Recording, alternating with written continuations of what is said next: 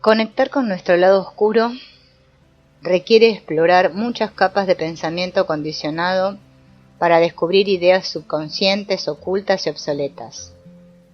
Este examen te permitirá llegar a un punto en el que conviertas la autoaceptación en un mecanismo sistemático. Las narrativas subconscientes sobre experiencias dolorosas como la vergüenza suelen estar profundamente arraigadas en nuestra mente, por lo que has de resolverlas para lograr creerte de verdad digno de recibir amor, tanto propio como externo. El cambio llega cuando eres capaz de enfrentarte a tu yo en las sombras, armado con la aceptación no solo de tus defectos y miedos, sino también de tu pasado. La oscuridad te ofrece la mejor oportunidad posible para crecer. Comprender eso te libera de las dudas que puedas albergar y te permite apreciar genuinamente las luces y sombras que forman parte del todo que eres. Ahora trabajaremos con esta dualidad, alumbrando tus sombras con paciencia y amabilidad. Poco a poco la incomodidad que te produce trabajar en tu autoconocimiento irá desapareciendo. Tanto la vergüenza como la inhabilidad de perdonarte a ti mismo pueden llevarte a sentirte estancado y a caer en un círculo vicioso de autosabotaje, lo que te dificultará llevar un estilo de vida saludable. Esto suele deberse a un bloqueo subconsciente que se manifiesta a través de una narrativa interna de autoaversión, la cual nos convence de que no tenemos ningún valor. Sin la perspectiva adecuada, corres el riesgo de identificarte demasiado con tu sombra, cayendo sin querer en el arquetipo de la víctima. Recurrir a la gratitud te ayudará a mantener una mentalidad sana y positiva que te acompañará durante todo este trabajo. Por ende, es importante que incorpores a tu rutina el hábito de expresar gratitud, el cual hará que sea más fácil procesar las experiencias desagradables o traumáticas, antes que las emociones negativas tengan incluso la oportunidad de aparecer y plagar de caos tu subconsciente. No se trata de ignorar tus emociones negativas. Sí es posible respetar tu vivencia a la vez que trabajas en ella. Este ejercicio que te voy a recomendar es para trabajar con alguna experiencia dolorosa que hayas sufrido.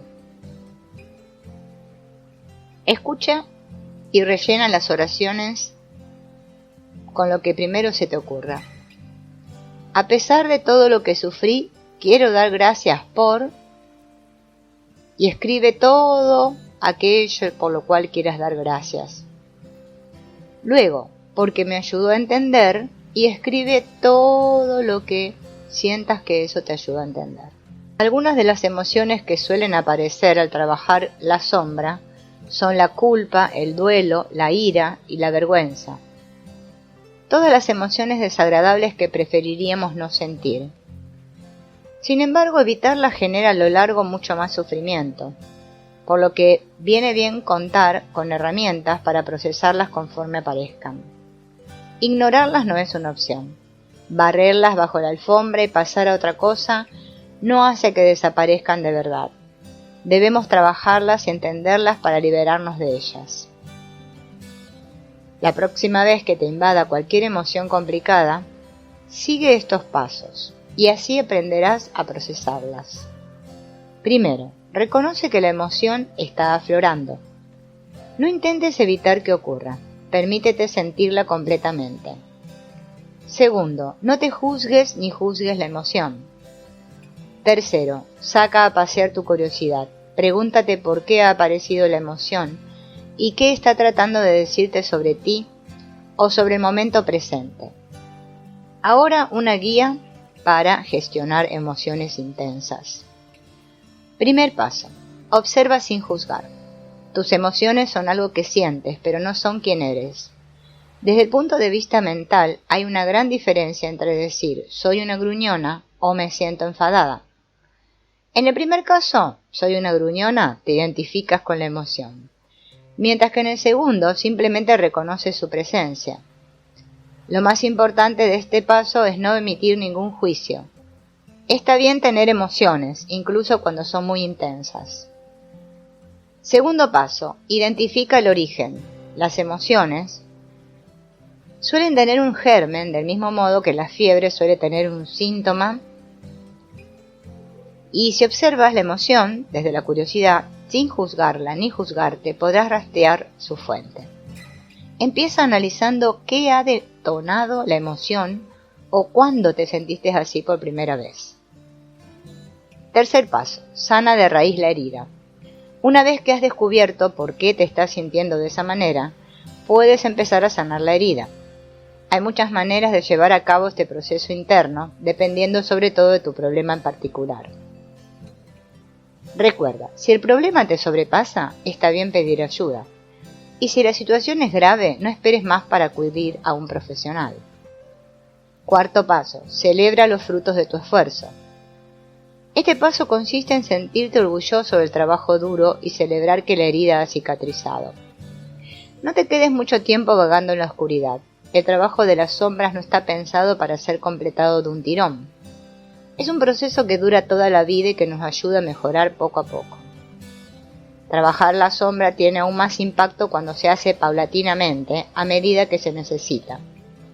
Es normal sentir que se trata de un proceso interminable, hasta cierto punto. Es verdad que siempre hay aspectos en los que profundizar, pero debe haber un equilibrio entre la oscuridad y la luz. Descansar te permite integrar correctamente lo aprendido. Dejar ir la vergüenza puede ser muy complicado, porque suele disfrazarse de pensamientos autodestructivos.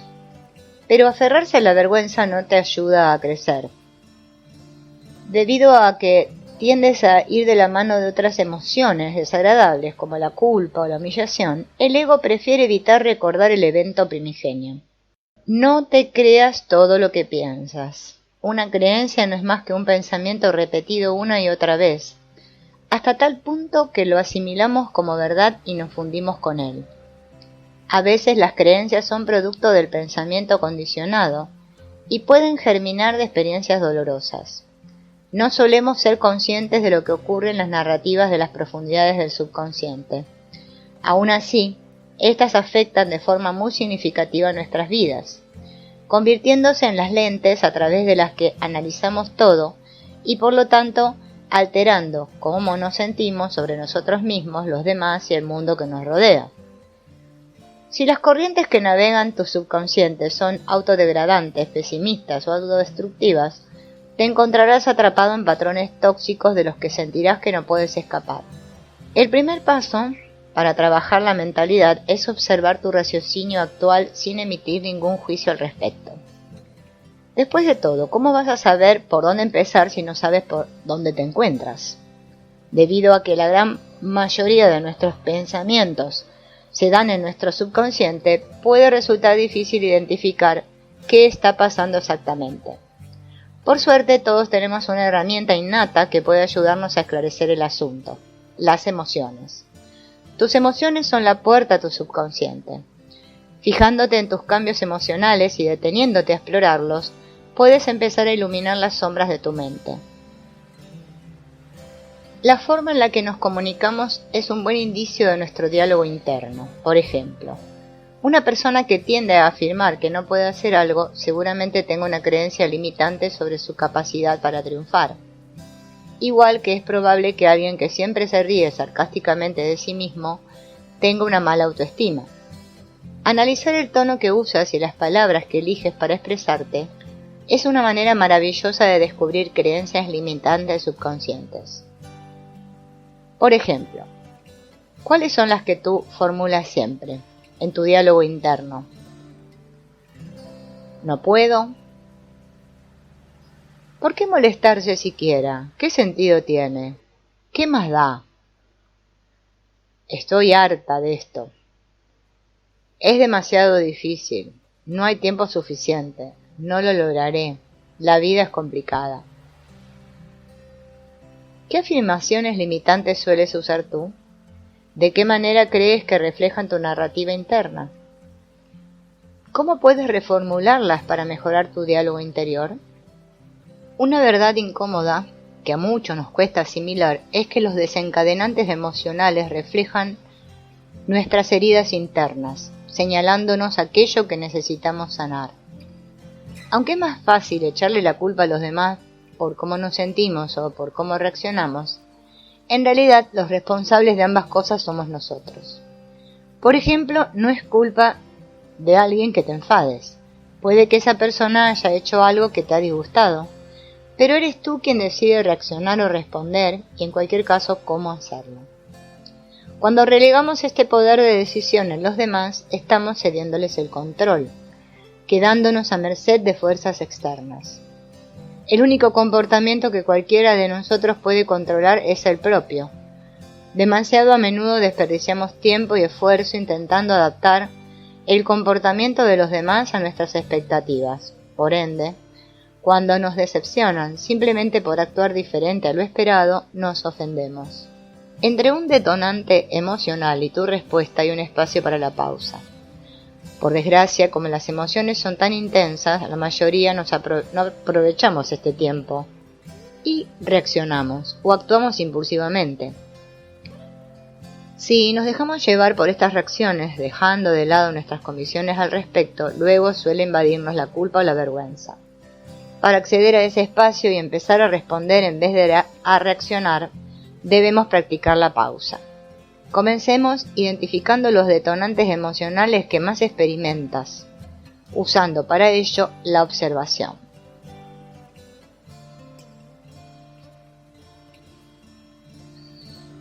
Aprender a autorregularte te permitirá ser menos reactivo, ya que es más fácil que nos alteremos cuando el sistema nervioso está desregulado.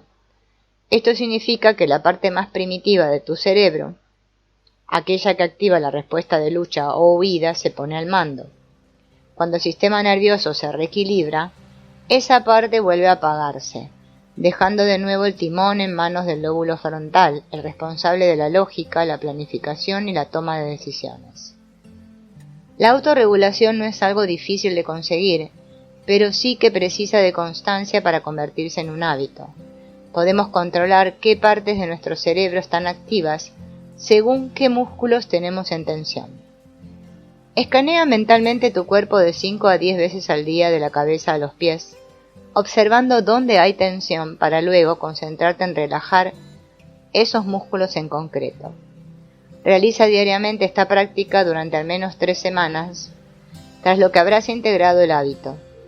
Tanto antes de empezar el ejercicio como una vez completado del todo, anota cómo te sientes. ¿Cómo sueles reaccionar cuando te alteras? Identificar tu forma de reaccionar es vital para trabajar las conductas tóxicas. ¿Cuál fue la última situación que te alteró de alguna manera y cómo la gestionaste? ¿Podrías haber reaccionado mejor? ¿Cómo? Planificar la forma ideal de gestionar las emociones antes de confrontarlas te ayudará a ser menos reactivo. Por ejemplo, puede que lo que más te sirva sea estar un rato a solas y enfriarte antes de decidir cómo responder. O quizás te venga mejor concentrarte en tu respiración para calmar las emociones que te invadan. ¿Qué situaciones u otros detonantes son los que más te cuesta gestionar? ¿Por qué crees que es así? ¿Se relaciona esto con algún trauma? Ser conscientes de lo que nos rodea es una técnica que se usa para reconectar con nuestro cuerpo y tomar distancia de las emociones que no sabemos gestionar. Cuando mejor funciona esta práctica es cuando nos sentimos enfadados, disociados o ansiosos. La próxima vez que algo te sobrepase, detente durante un momento y trata de encontrar 5 cosas que puedas ver, 4 cosas que puedas tocar, 3 cosas que puedas escuchar, 2 cosas que puedas oler y 1 cosa que puedas saborear. Cuando algo te altera, ¿cómo se refleja físicamente en tu cuerpo? ¿Hace que se te acelere el corazón? ¿Que se te forme un nudo en la garganta? ¿Que aprietes las manos? Observar cómo te afectan físicamente las diferentes emociones te permitirá identificar en qué partes del cuerpo almacenas cada una, lo que te ayudará a liberar esa energía. Saber cuál es el germen de un detonante emocional te permite sanar dicha herida de raíz.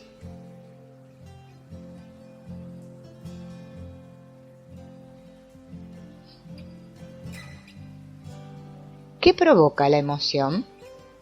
Por ejemplo, me molesta ver a gente bailando en las redes sociales. ¿Cómo te hace sentir? Por ejemplo, me irrita e incluso a veces llego a enfadarme. ¿Por qué crees que te ocurre esto? Creo que me gustaría tener la suficiente autoconfianza para ser yo misma, sin preocuparme por lo que los demás puedan pensar. Así que me pongo celosa cuando veo a otras personas dejándose llevar tan libremente. ¿Cuándo y por qué crees que surgió este desencadenante? De niña me decían con frecuencia que era demasiado intensa. Este mensaje constante provocó que me empezara a sentir rara o diferente, lo que me creó inseguridades. Crecí con miedo a lo que otros pudieran pensar de mí si mostraba abiertamente esa parte de mi personalidad. Dite a ti mismo: mis emociones son una fuente de sabiduría. Escucharlas me permite saber qué partes de mí necesitan sanar.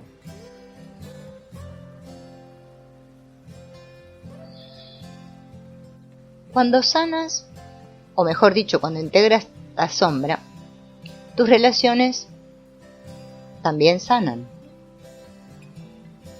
Escucha lo siguiente y fíjate si tus relaciones son sanas o tienes tendencias codependientes. Logro comunicar lo que quiero, incluso cuando creo que los demás pueden molestarse conmigo o sentirse decepcionados. O suelo invalidar mis sentimientos y me cuesta compartir ideas, opiniones o pensamientos, sobre todo si sé que los demás no se lo van a tomar bien. La primera, sana. La segunda, codependiente. Vamos con otra, con la sana. Sé poner y hacer cumplir mis límites y entiendo que todos somos responsables de nuestros comportamientos y decisiones. La codependiente. Creo que cuando amas a alguien nunca debes tirar la toalla en ningún aspecto. Otra sana. Priorizo mis necesidades porque soy consciente de que es necesario cuidarse para cuidar a los demás. Codependiente. Pongo las necesidades de los demás por delante de las mías. Me esfuerzo por ayudar a la gente, aunque ello me suponga un sacrificio. Vamos con la sana. Otra más. Entiendo que no soy del agrado de todo el mundo y me parece bien. Codependiente. Me importa caerle bien a los demás. Sana. Aunque no me gusta discutir, no dudo en defender mis principios a pesar de que eso pueda molestar a alguien. Codependiente. Evito la confrontación, incluso si para ello a veces debo callar mis valores y principios básicos. Sana. No me cuesta decir no si algo no me conviene. Codependiente. Me cuesta decir no, por lo que en muchas ocasiones cedo solo por complacer a los demás. Sana. Me gusta estar ahí para los demás, pero cada uno es responsable de mirar por sus intereses. Codependiente. Para mí es imprescindible sentir que las personas que me rodean me necesitan. Sana. Me disculpo solo si es un perdón sincero y si me he equivocado. Codependiente. A veces pido perdón aunque no haya hecho nada malo. No paramos de escuchar todo el tiempo lo importante que es poner límites sanos y respetar los de los demás. Pero lo cierto es que mucha gente no sabe qué límites establecer ni cómo. Cuando esto no se tiene claro, los límites se vuelven borrosos y por ende son fáciles de romper o directamente ni siquiera llegan a aplicarse. Pregúntate, ¿cómo te hacen sentir las muestras de afecto en público? ¿Te parece bien que tu pareja te dedique muestras de afecto espontáneas sin avisarte ni preguntarte? ¿O prefieres ser tú quien solicite este tipo de contacto físico? ¿Hay momentos en los que no te gusta que te molesten, como cuando estás en el baño o trabajando? ¿Cuánto tiempo a solas necesitas para sentirte bien? En el ámbito sexual, ¿qué cosas no quieres hacer bajo ningún concepto? ¿Con qué personas te gusta mantener relaciones sexuales y en qué condiciones? Por ejemplo, ¿necesitas que haya de por medio una relación romántica? ¿O estás a gusto acostándote con alguien en la primera cita? ¿Qué te ayuda a confiar en tus parejas sexuales? ¿Y a qué las relaciones íntimas te resulten cómodas? ¿Tus relaciones deben basarse en la monogamia o tienes un punto de vista menos convencional de lo que constituye una relación sana? ¿Te sientes a gusto prestando o pidiendo prestado dinero a tus familiares o amistades? ¿Hay gente a quien prefieres no prestárselo? ¿Por qué? Respecto a tu pareja, ¿te inclinas más por tener cuentas separadas o por tener una cuenta en común? ¿Quién paga qué? ¿Sientes que los demás escuchan y validan tus sentimientos? ¿Crees que puedes expresarte sin que las personas que te rodean no te juzguen ni te critiquen? Si un tema te incomoda, ¿eres capaz de comunicarlo? ¿Qué temas suelen incomodarte? Cuando estás en una relación romántica, ¿te resulta imprescindible tener tu propio espacio, tiempo a solas, etcétera? ¿Qué es lo que necesitas específicamente? ¿Qué metas tienes? ¿Cuánto tiempo necesitas pasar con tu familia, amistades y parejas para sentir que estás cuidando dichas relaciones? ¿Te resulta fácil decir que no cuando te proponen hacer algo que no te apetece?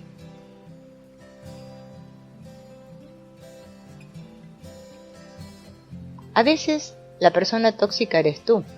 A veces eres esa persona cruel y negativa de la que te gustaría alejarte. A veces el problema eres tú. Y eso no te hace alguien menos válido. Sigue creciendo. Ahora que sabes qué límites quieres implementar en tu vida, qué cambios tienes que hacer, qué harás para asegurarte de respetar y hacer respetar tus límites, ¿qué miedos te invaden a la hora de poner límites y mantenerlos? Asumir nuestra responsabilidad es una lección muy valiosa del trabajo de sombras. Cuando surgen problemas en las relaciones, nuestro ego intenta convencernos de que toda la culpa es de los demás. La realidad es que todos solemos tener nuestra parte de razón, por lo que si hay tensión en alguna de tus relaciones, es hora de que asumas que una parte de la culpa es tuya. Para completar este ejercicio, marca las afirmaciones que mejor describan tu forma de actuar en cada situación. Por ejemplo, cuando reciba críticas constructivas, me pararé a considerar si lo que me han dicho es cierto y si puede serme útil saberlo. Procuraré conscientemente no ponerme a la defensiva.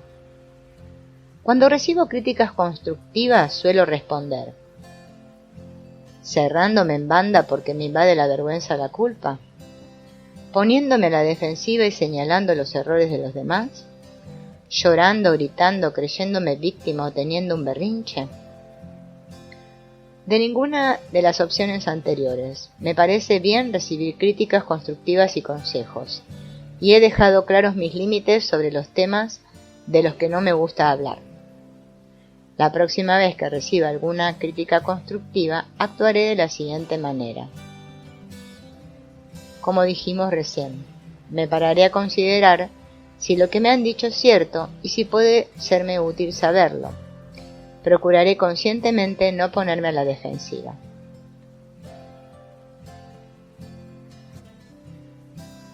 Cuando siento que una persona que me importa no me está dedicando tiempo, ¿qué hago? ¿No le digo nada?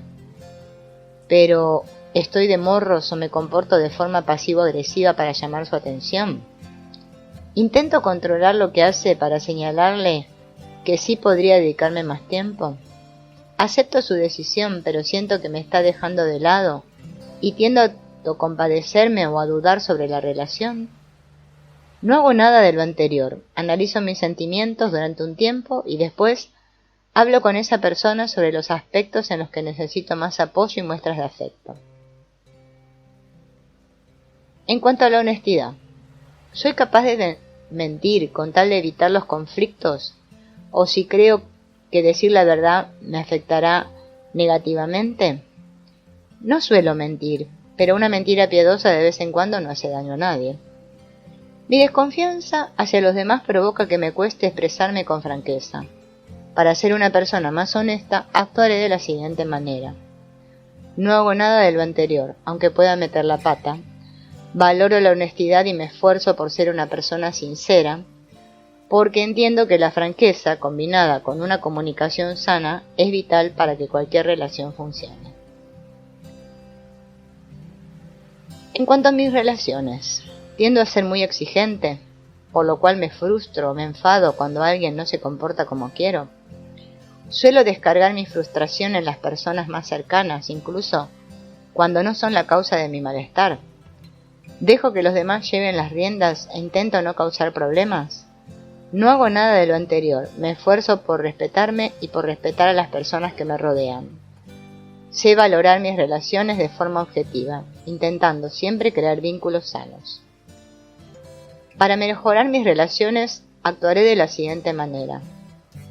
Cuanta más bondad, respeto y aceptación dedico a mi persona, más fácil me resulta querer respetar y aceptar a los demás. Cuando nos hemos equivocado o hemos actuado sin tener en cuenta nuestros principios básicos, reconocer nuestra responsabilidad resulta liberador.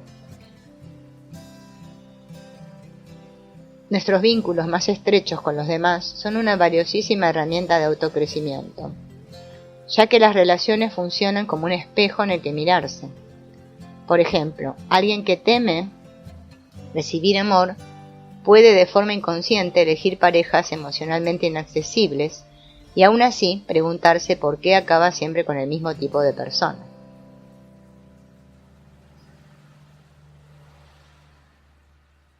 La relación que tienes contigo mismo dicta la tónica del resto de las relaciones que mantendrás a lo largo de la vida. Cuando tienes una autoestima sana, eres capaz de poner límites que estén en consonancia con tu amor propio.